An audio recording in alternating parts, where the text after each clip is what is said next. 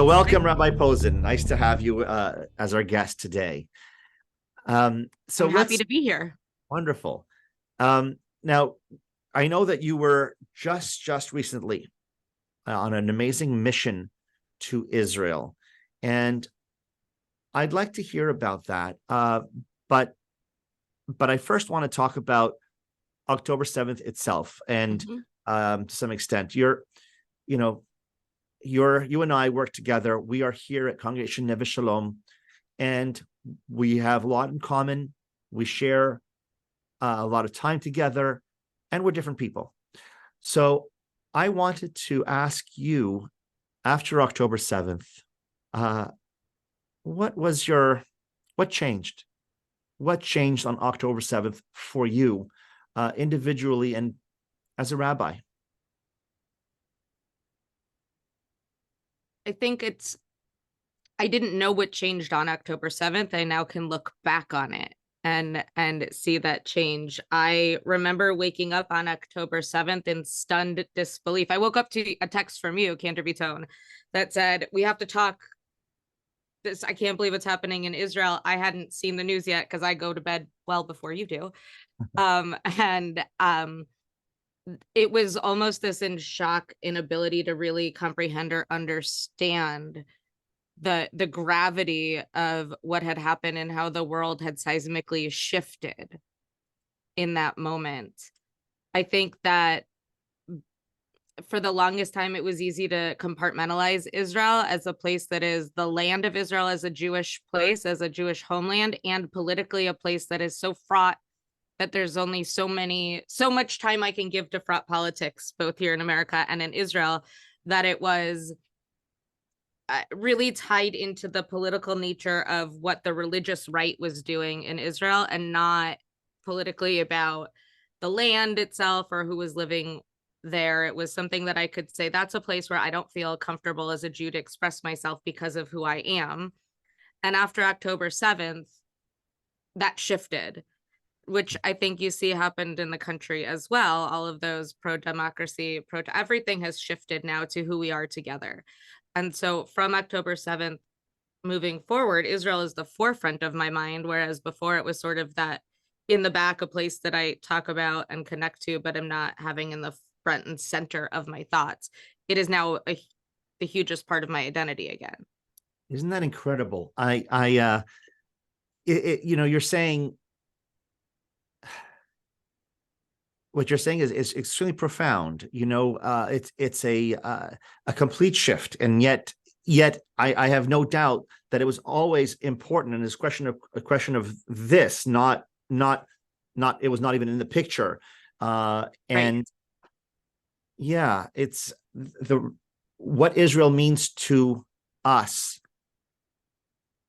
changed, right? I would say, so let me look at it differently. It sounds like you're saying, before October 7th, you seem to have been a little bit more focused on the differences between Correct. what Israel was in the moment, and now you're looking at the similarities, the profound similarities that you have, or profound things that you have in common, not necessarily with the state, but with the people. Yes. Perhaps as another, yeah.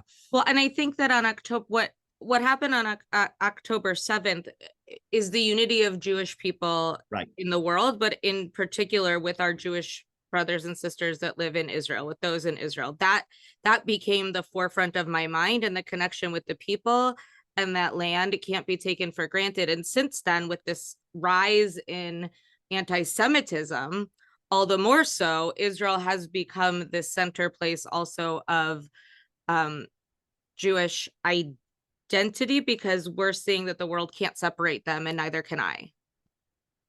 I love that. That's right. Yeah. That's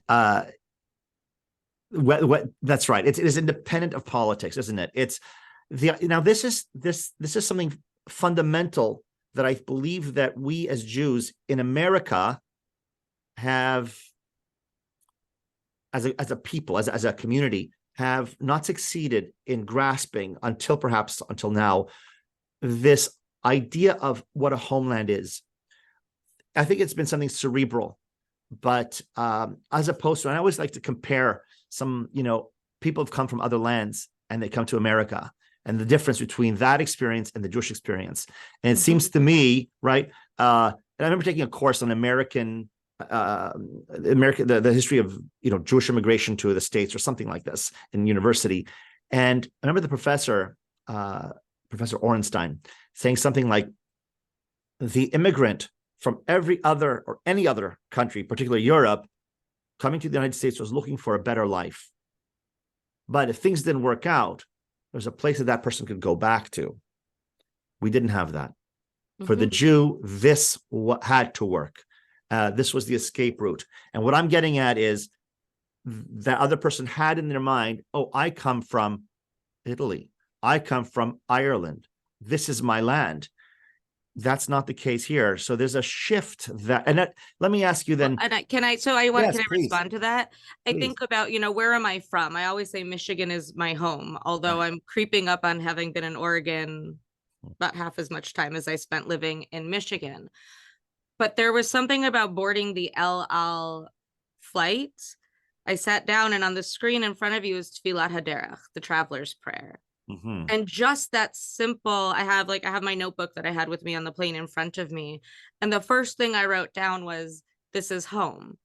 Because just that, the plane in and of itself, seeing that prayer that I say every time I travel, front and center in that place, this was also going home.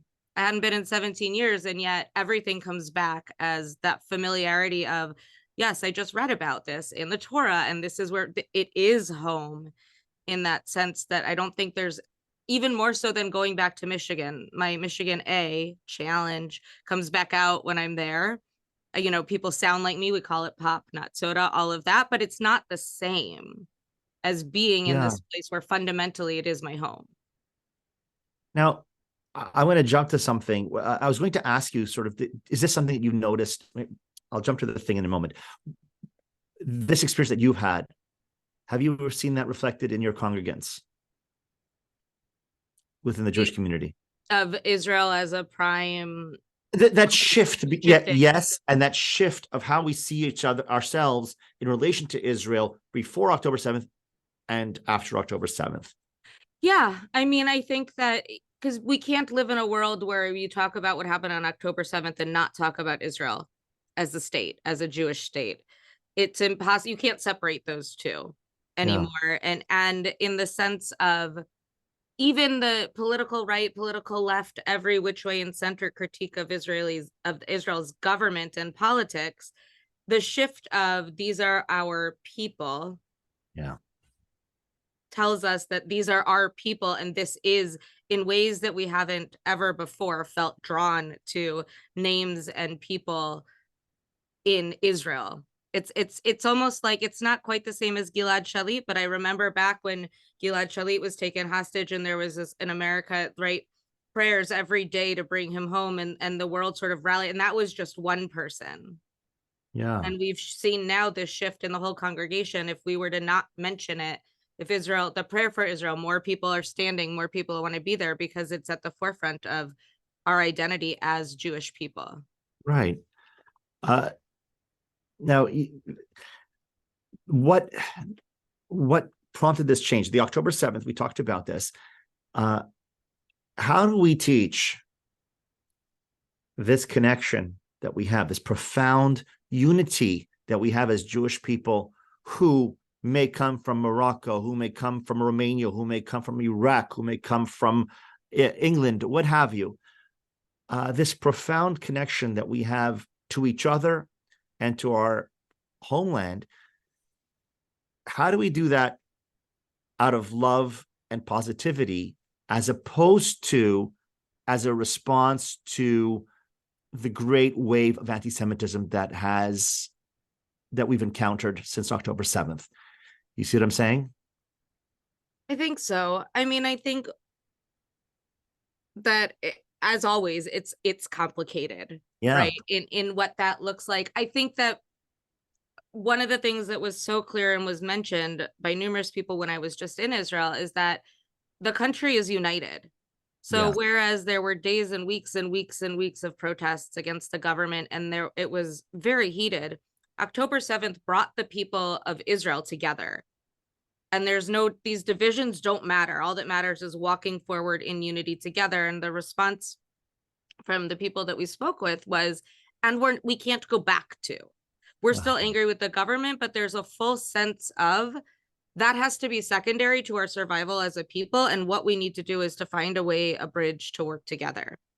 And I think that in our world, what I bring back and what I think about how love of Israel doesn't go back to this divisive space, and it's still divided, right? I'm not going to live in this fairy tale world that all of a sudden we're all supporting in every way, shape, or form. But the context and nuance of Israel having to be front and center again in our minds and in our hearts as a state won't go back after October 7th. I think we can't allow it to. And I think that what we'll see is an understanding, as we've been forced to reckon with, is that we may not agree with the politics of every decision Israel makes. We do agree with Israel's right to exist. Yeah. And we recognize that existential threat is very much alive and very real, and that it affects us whether we are in Tel Aviv or here. Right. Now, so you talked about your trip to Israel indirectly a moment ago. You alluded to it. You mentioned it briefly. Tell us about what this mission was. Who it was with, and a little bit about this, the goals of the mission.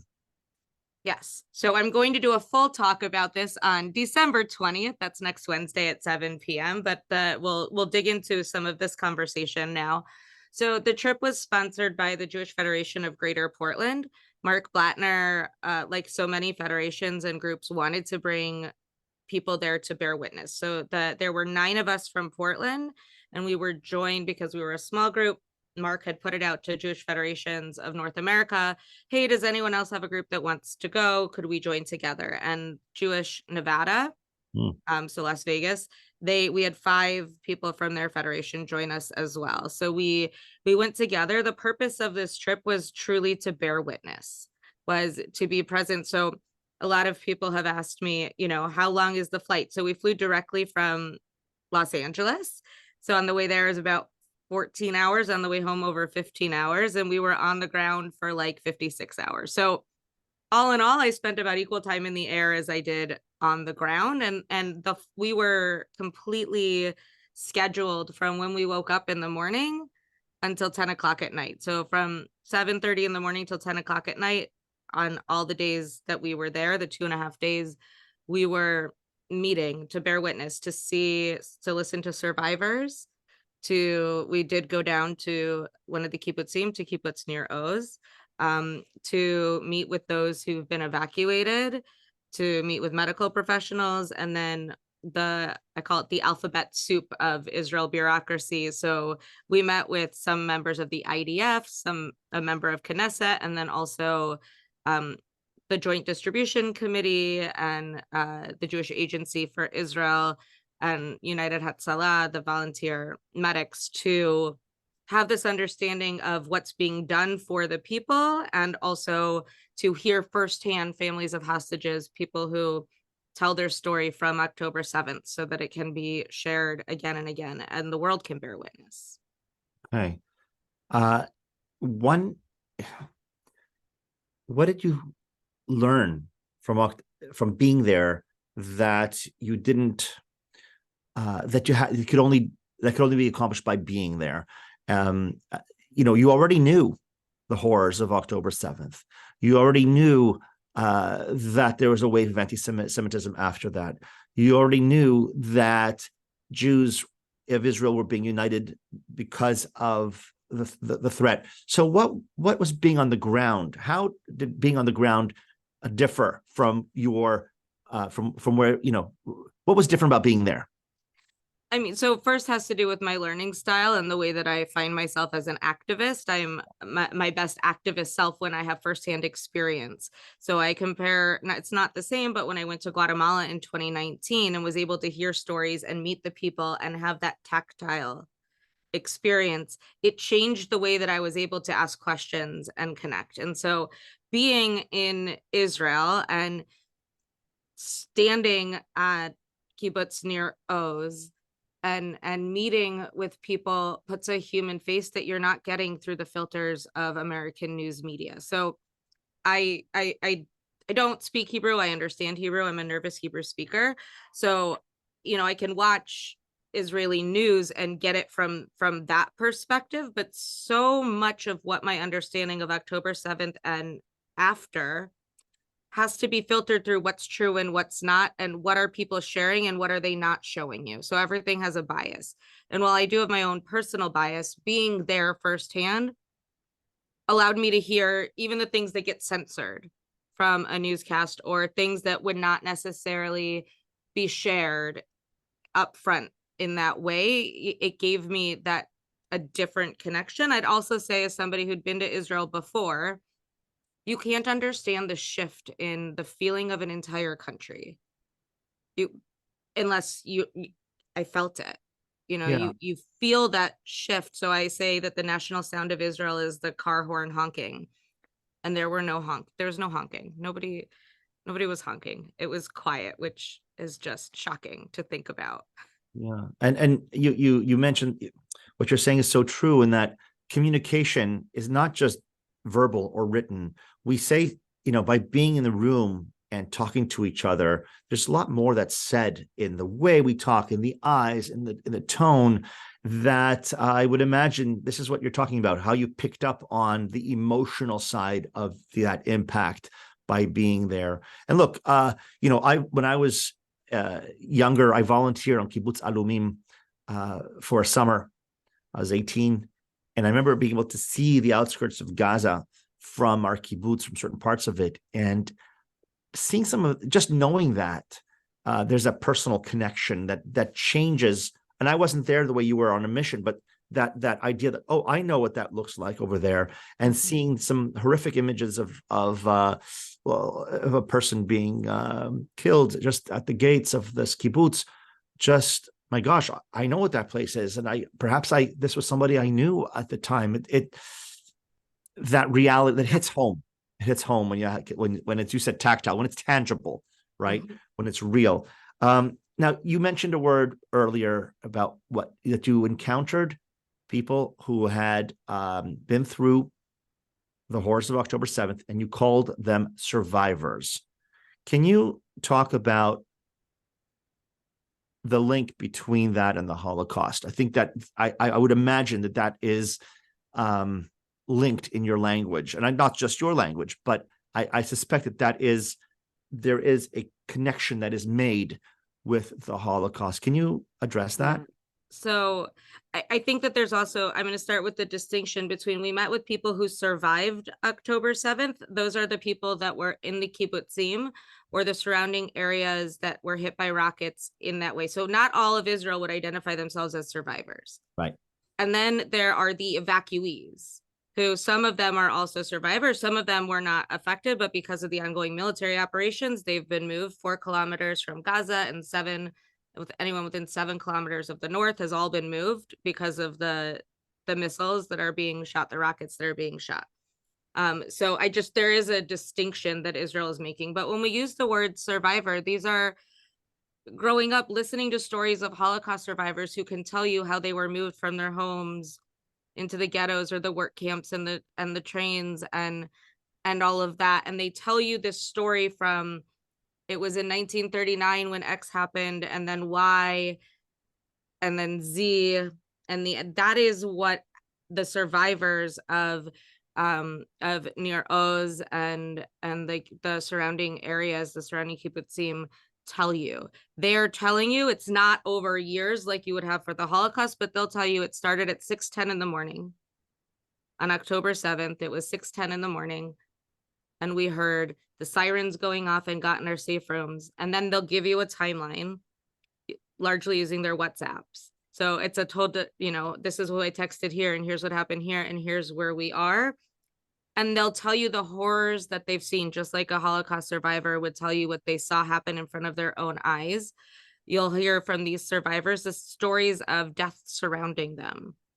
And that was true in every survivor that we heard from, were stories of having to run undercover, having death, especially at Nir Oz and Be'eri, Kfar Aza, and I mean, even Nova survivors. We didn't speak with someone who was at Nova, but the stories are the same of survival, of hiding and trying to dodge bullets while death has completely surrounded you. And the horror and the fear of not knowing where it's coming from and who's there. It was very similar to when you hear from survivors of Nazi Germany. The other pieces, you go to the Holocaust museums and you see shoes or glasses, things that have been taken. And from the Nova Festival, we were there, we saw the pictures, but from Nova, they had the keys of everyone who had to flee and left their things there. You see the backpacks and the keys. It is eerily similar to the piles of things that were left behind in Nazi Germany. And for those who don't know, Nova is the music festival that occurred just outside of Kibbutz Nir. Amazing account, Rabbi Posen. The other, I mean, I think one thing to underline about the link, the Holocaust, beyond the personal experience and how they perceived it, and these images, is the intention of Hamas terrorists to kill, to torture. A complete massacre. Jews, it's right? A massacre.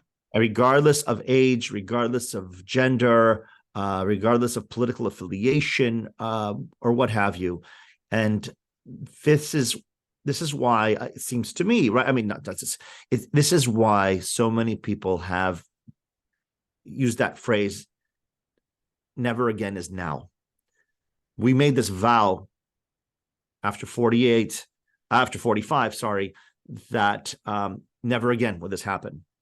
And I've heard some, Israeli politicians talk about how they feel they failed.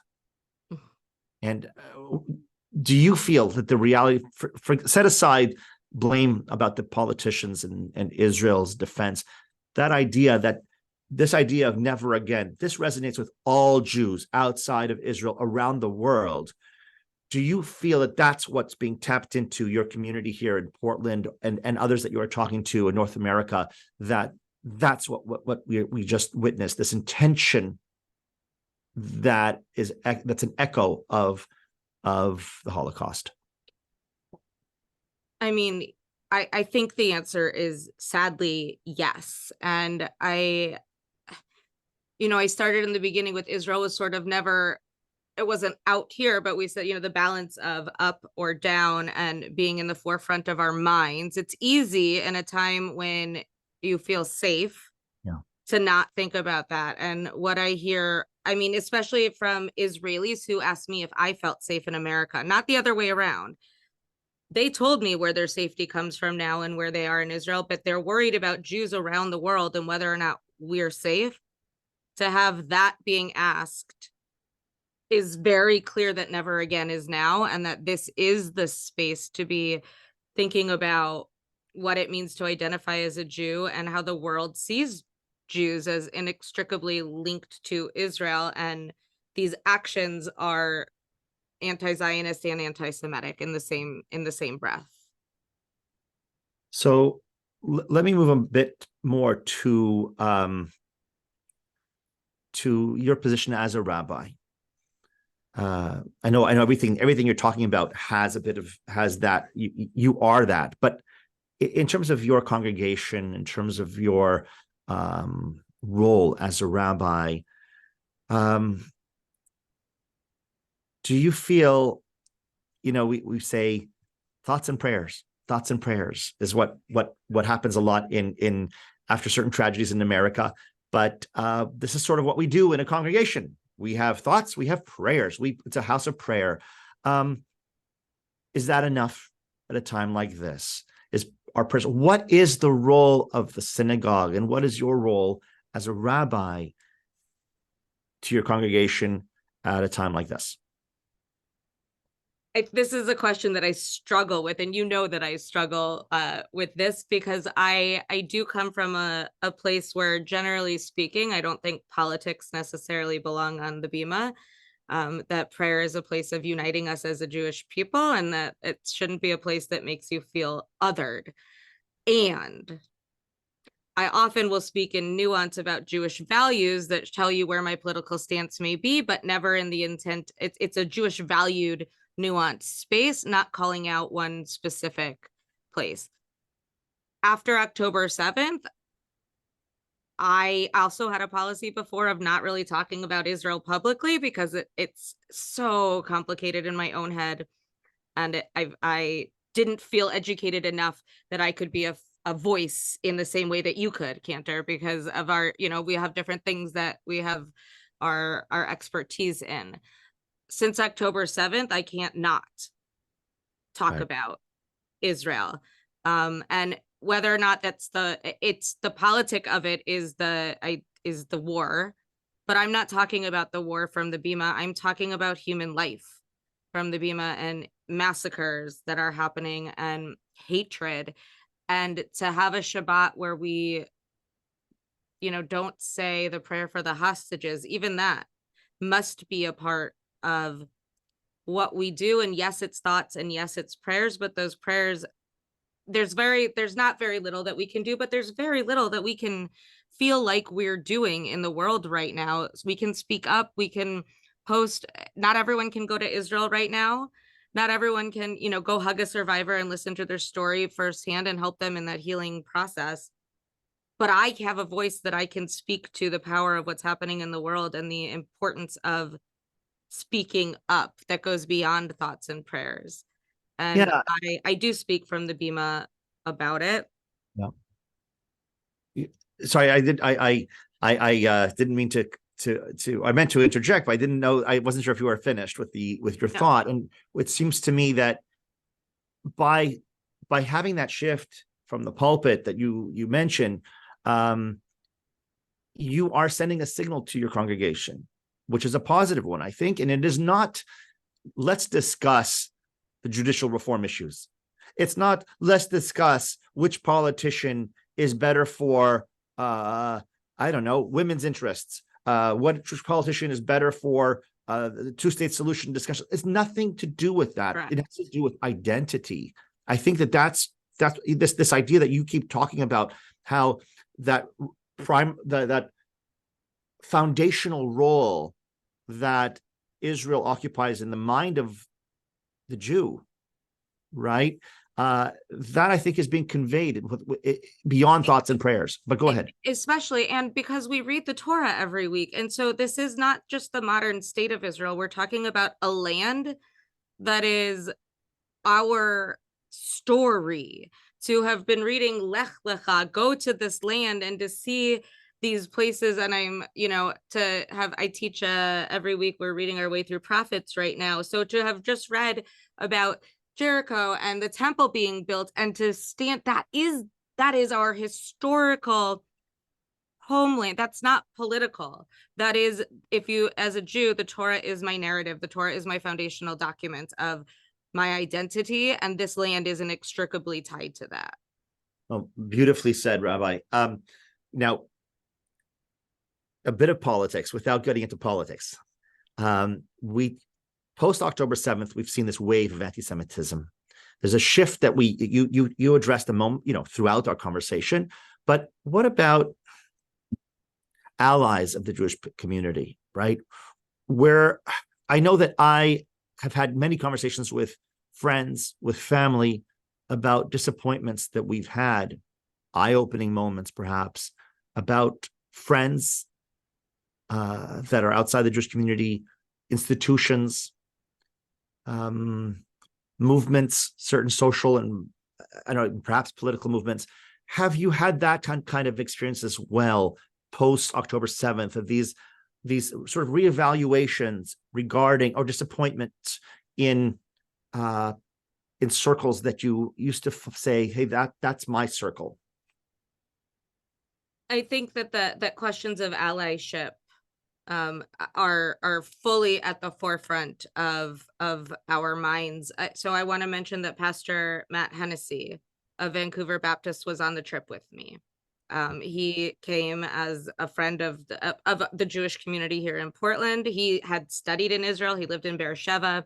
It is a fundamental part of his understanding of religion. And for him to come with in this time, I spoke volumes about his support of his, I mean, he calls us his brothers and sisters in that space, and that it was profound for him. So they ask you when you go through customs, right? Why are you here?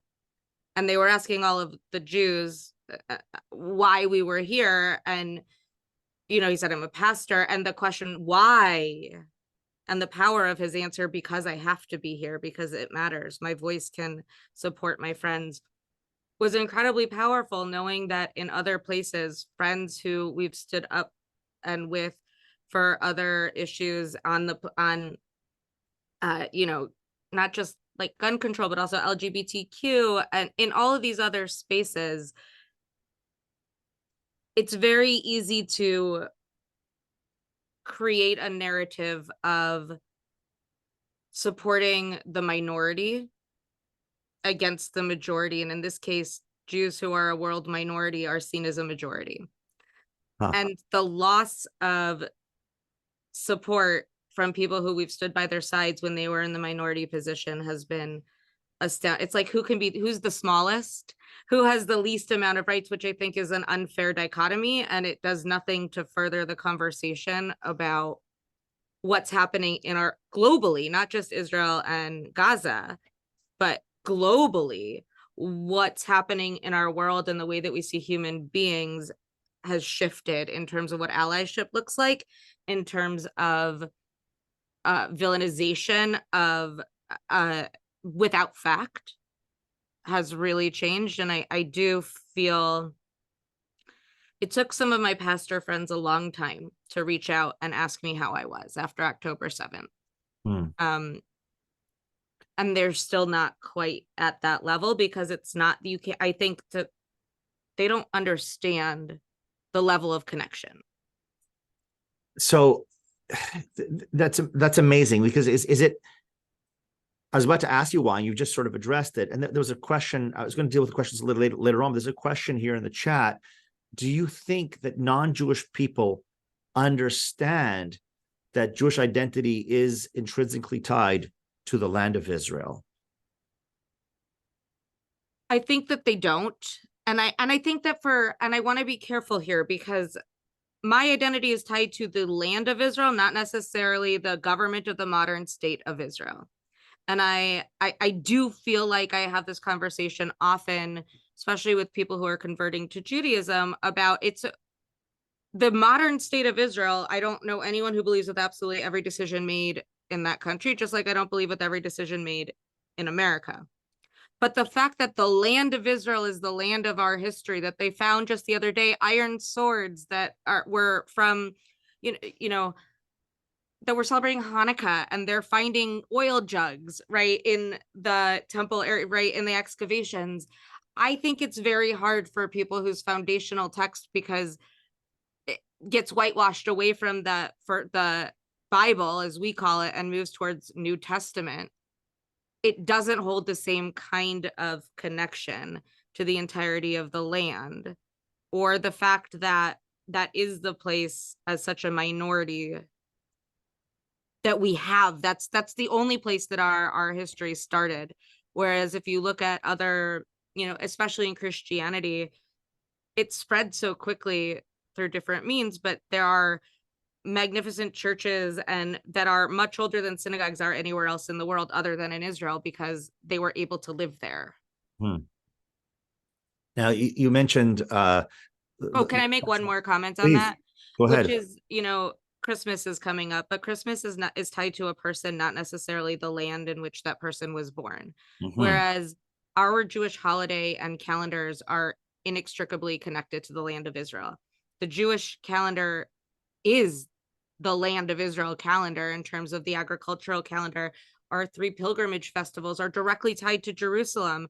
They're not about the person who was there. They are about the experience of community there. And I don't think that others can understand that, because it's not a cycle they live in. So do you think that's why they don't, or because we are not doing a good enough job of messaging? This is who we are. Hello. This. I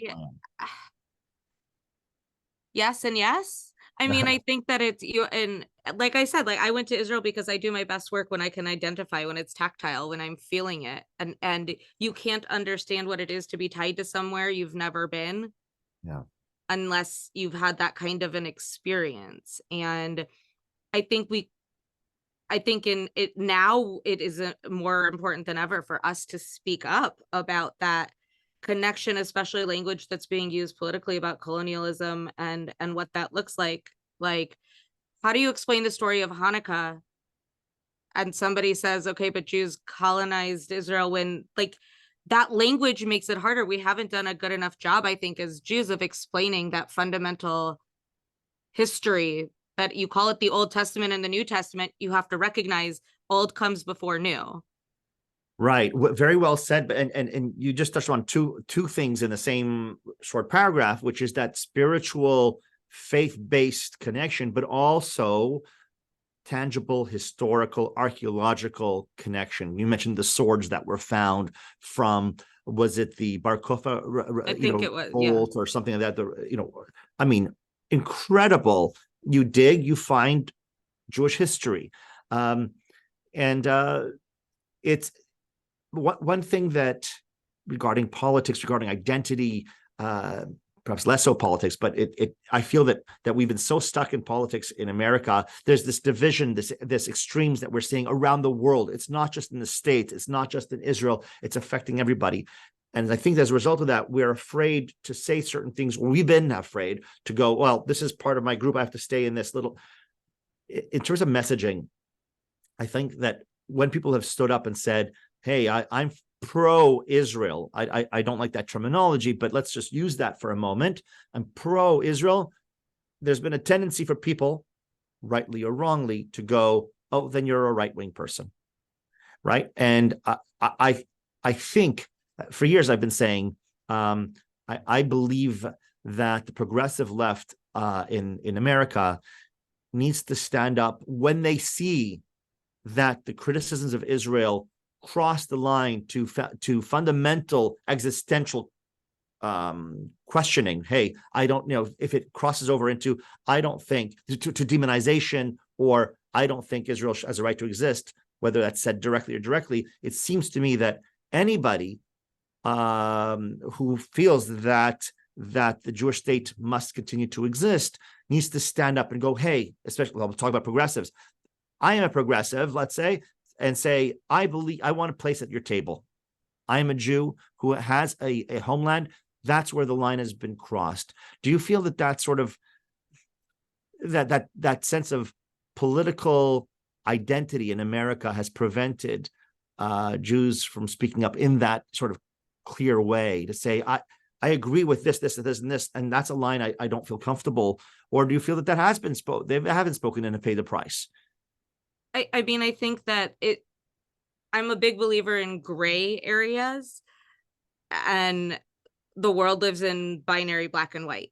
Mm-hmm. And I think that we do a disservice in every part of our lives when we don't think of blending, in the sense of it's not all one and it's not all the other, that there are places and times, and in particular, Israel-Palestine conversation, Israel-Hamas, in this conversation, binary thinking has gotten us to where we are in this. If you're Republican, you're pro-Israel. If you're Democrat, that's not true. And we've held that for the longest time.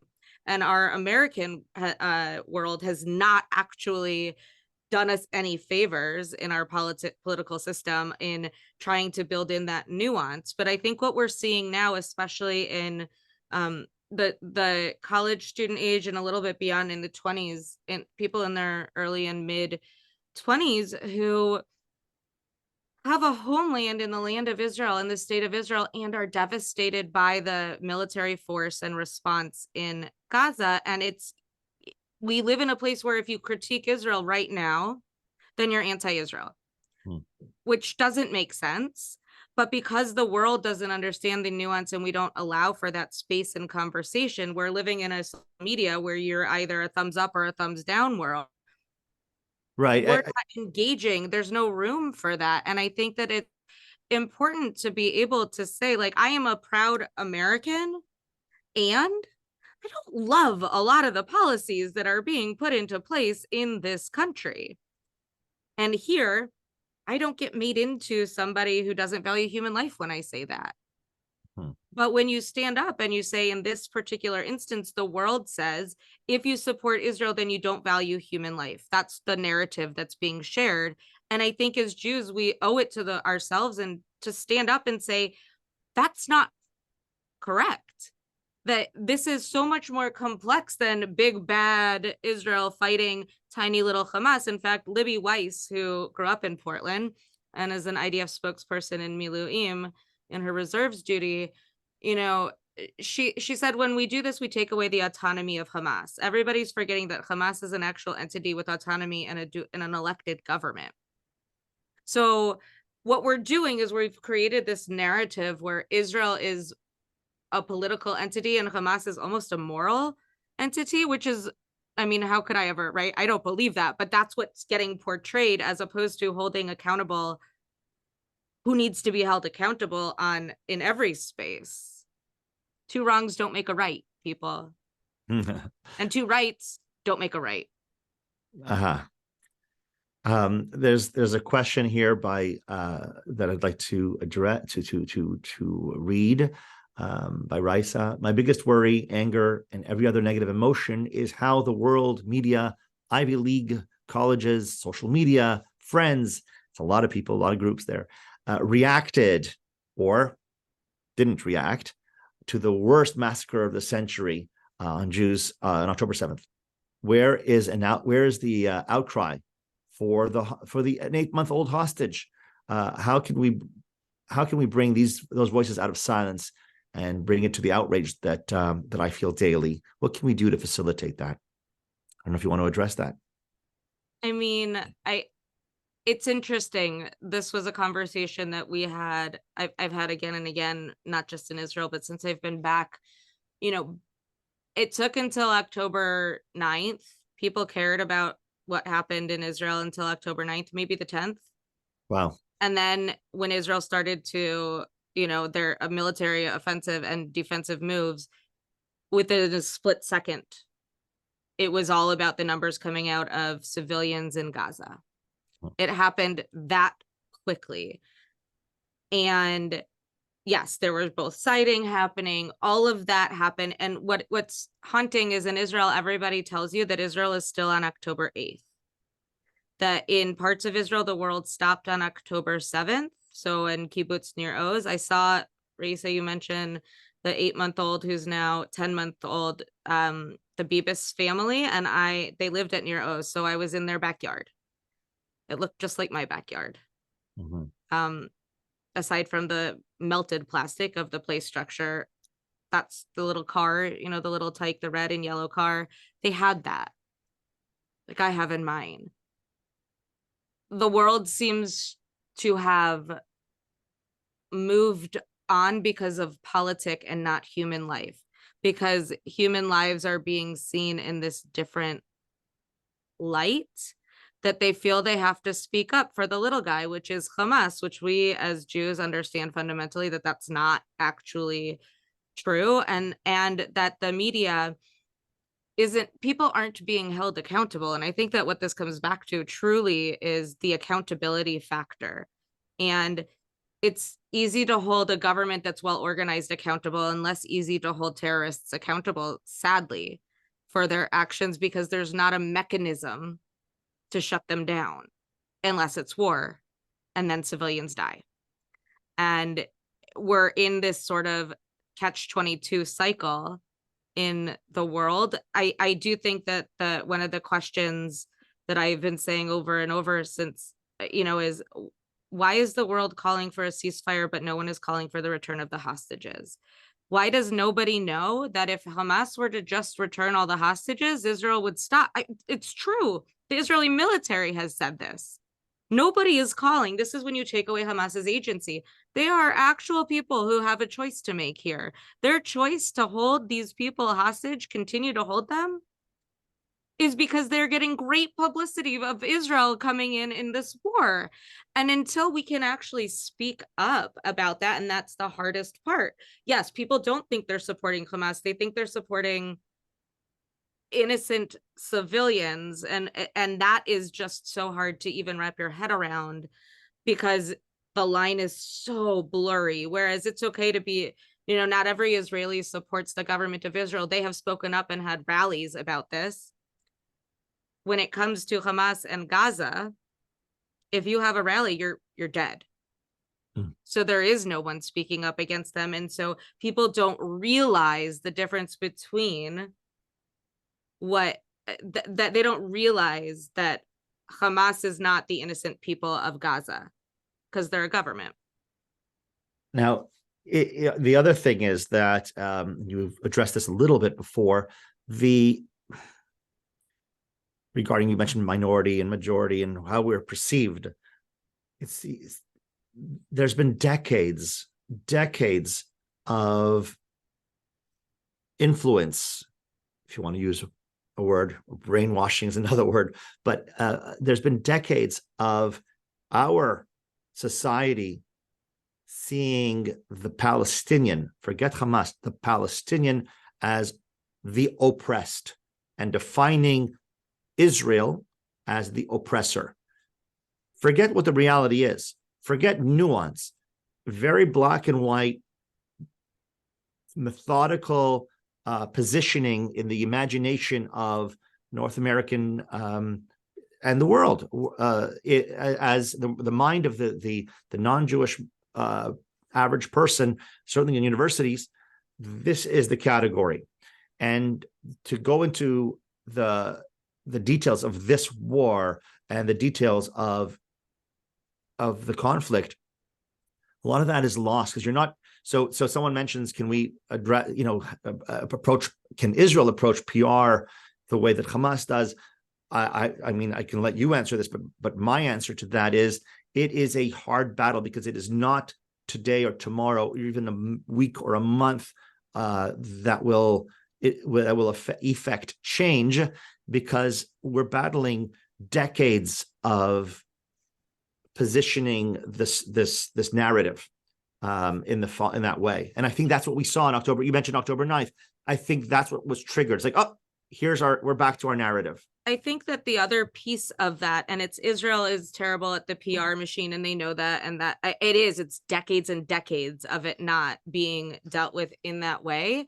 I think that the bigger piece of it is that we also are living in a time where we're calling out colonialism, we're calling out the wrongs of the past in such a clear way, and talking about reparations and all these other things, that it's very easy to use that lens and transfer it into other places.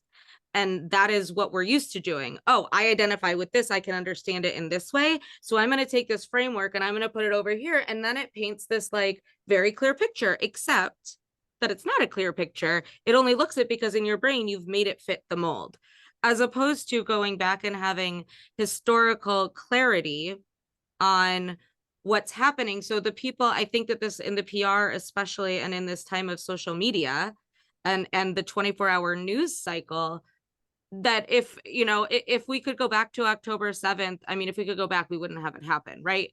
We can't do that. But if you could go back, and if every newscast began with a history lesson of how many times were the Palestinian and Arab people offered a state of their own? How did Israel end up with Gaza? Well, I do believe there was a war that happened, and they won, right? This history has not been shared.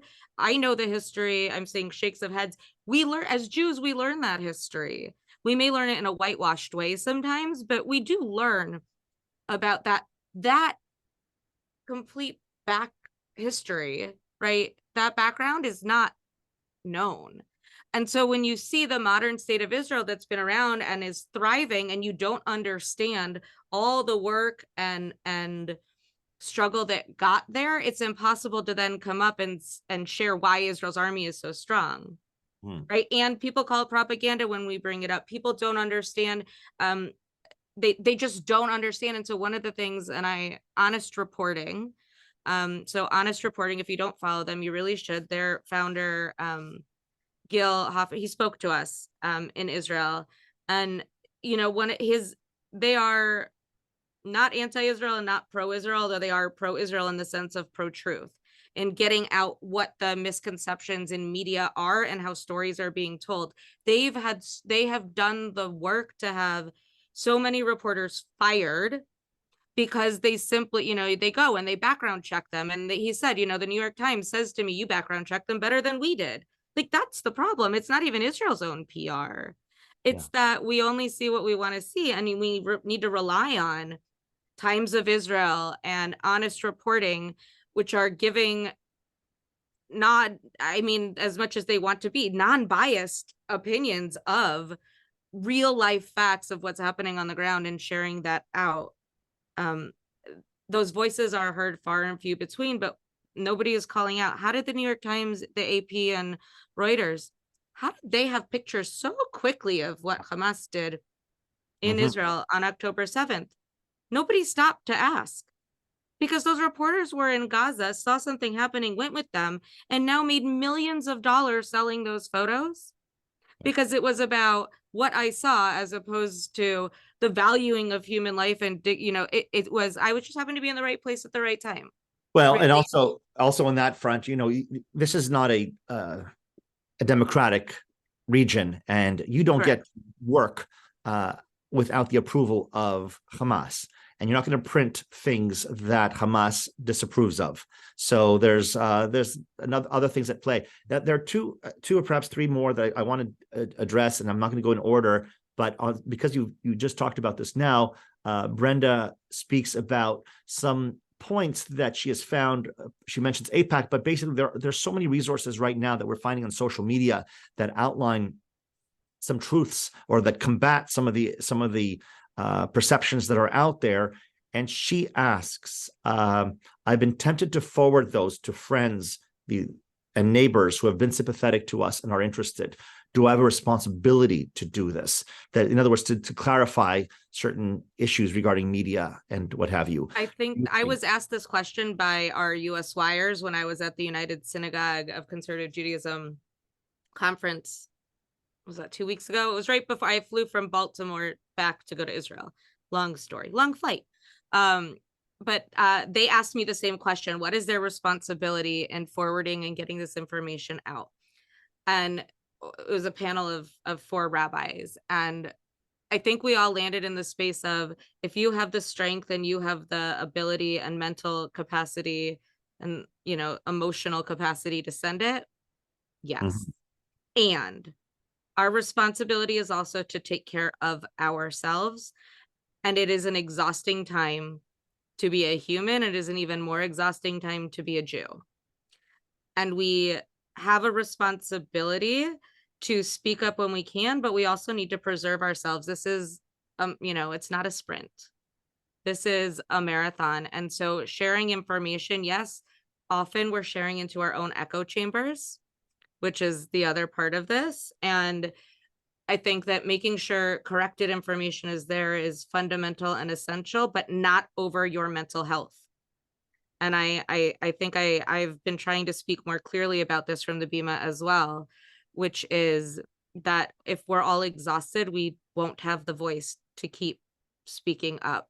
That's when apathy comes. You see that, and we see that in history again and again. And so I also just want to be very clear that in Israel, one of the things that I saw that was so profound was within the first 72 hours of October 7th, every survivor was met with a trauma team and a psychologist for ongoing mental health care.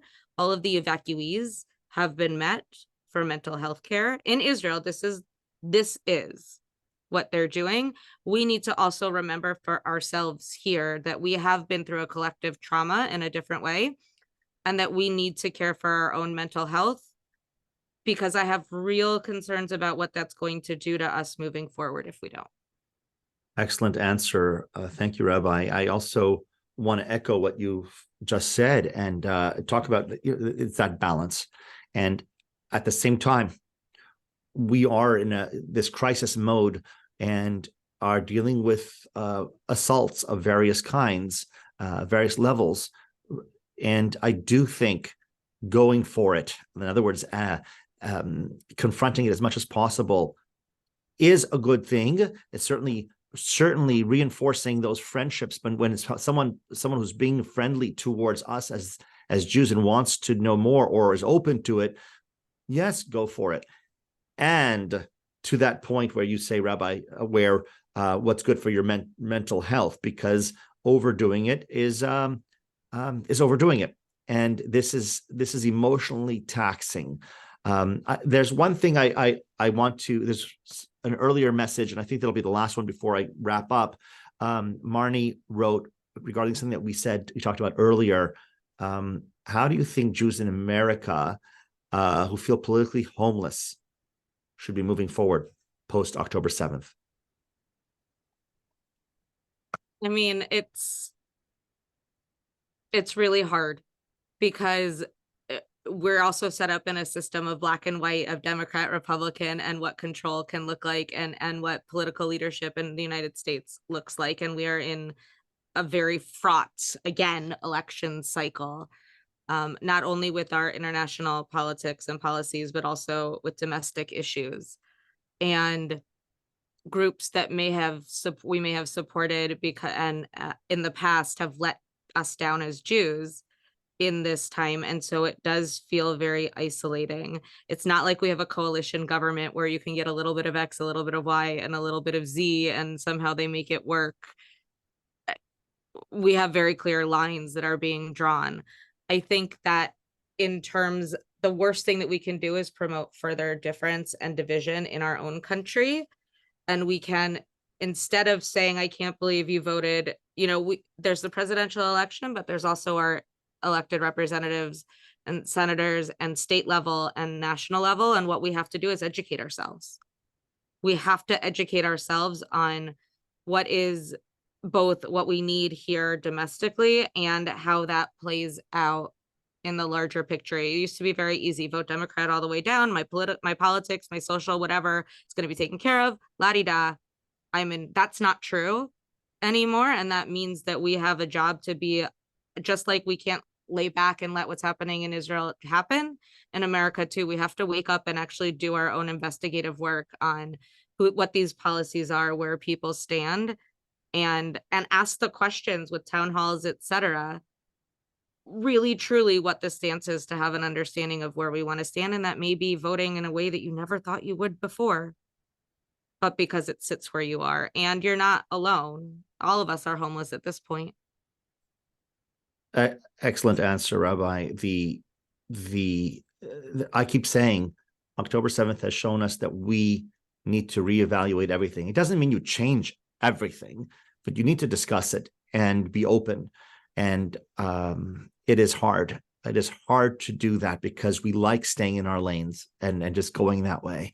And I believe in this. It's not a word you use, but I think you're saying this as well. Advocating for ourselves, advocating for yourself in terms of your health, your mental health, in terms of who your friends are that can support you, in terms of your friends are as an individual, but also as a community. And that's kind of what you're saying. It's like, look out for our interests. For we're a people that likes tikkun olam, that likes to see the betterment of the world and all that. But you can't better the world if you're broken. And we have to kind of sustain ourselves and speak up for ourselves. And I think that's what I was getting at before when I said, if you're on the progressive left, fight for your place at that table, right? And do ask those questions.